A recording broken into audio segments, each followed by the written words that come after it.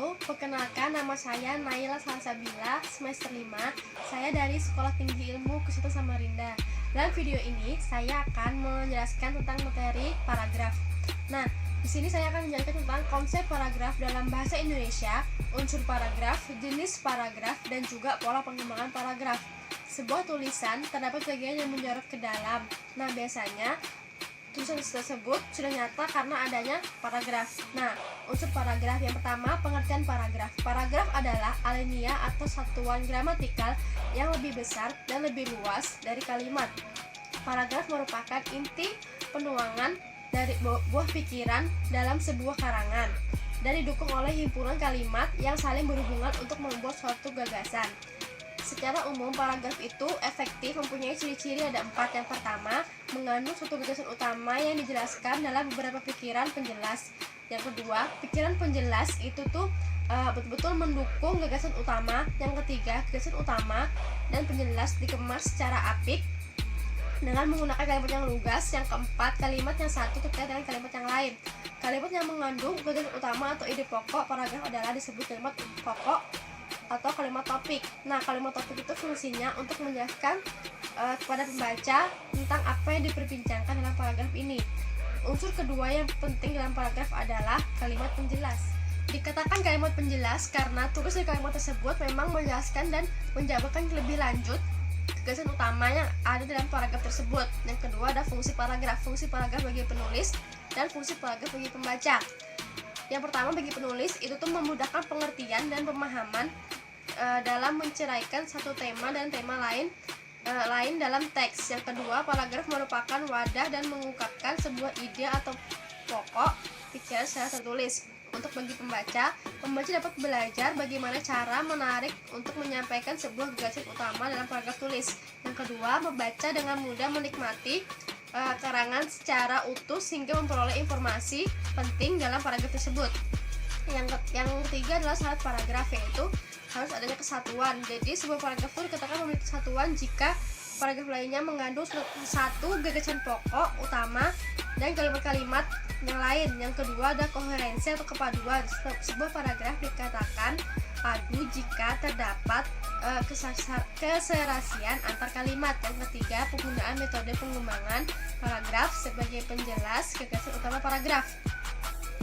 Setiap paragraf harus mempunyai satu gagasan utama yang ditulis dan dalam kalimat topik. Yang kelima, penulisan paragraf tetap memperhatikan kaidah suatu bahasa, yaitu satuan bahasa, yaitu seejaan, tanda baca, kalimat, diksi, dan bentukan kata.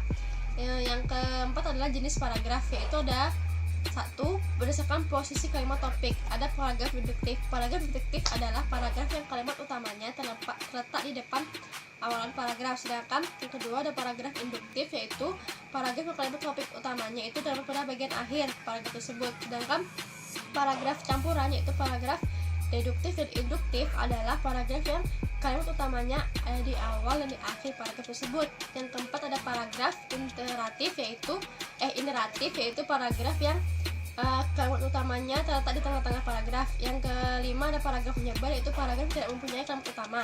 Selanjutnya itu berdasarkan gaya ekspresi atau cara pengungkapan. Yang pertama ada narasi.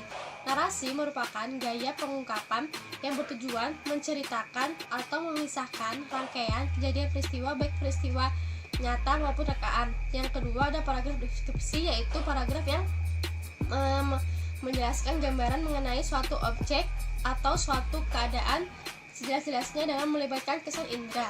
Eksposisi, yaitu merupakan paragraf yang bertujuan untuk menginformasikan sesuatu sehingga memperluas pengetahuan pembaca. Yang keempat adalah paragraf argumentasi.